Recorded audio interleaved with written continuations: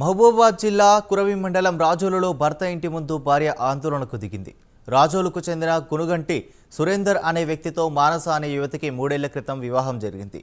పెళ్లి తర్వాత 6 నెలలకే అధిక కట్నం తేవాలంటూ తనను భర్తతో పాటు అత్త వేధించడం మొదలుపెట్టారని మానస పోలీసులకు ఫిర్యాదు చేసింది.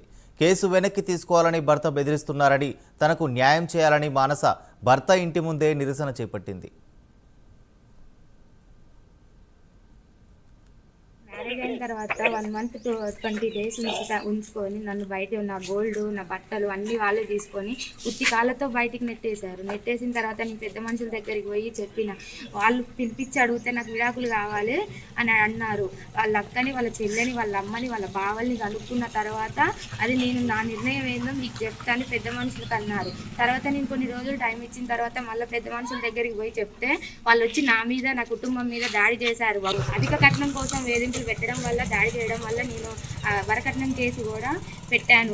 అది కూడా కోర్టులో నడుస్తుందని వాళ్ళు నువ్వు మీడియా ముందుకు వచ్చి నా తప్పు, సురేందర్ది తప్పు కాదు, ఆయన మంచోడు, ఆయన కుటుంబం మంచిది అని అంటే నేను విడాకులు లేనిస్తా, తీసుకుపోతా, అప్పుడు ఆలోచించుకుంటా నేనేదన్నా అని నా మీద బ్లాక్మెయిల్ చేస్తాడు. ఎక్కడికి వెళ్ళినా ఎవరు మాట వినట్లేదు.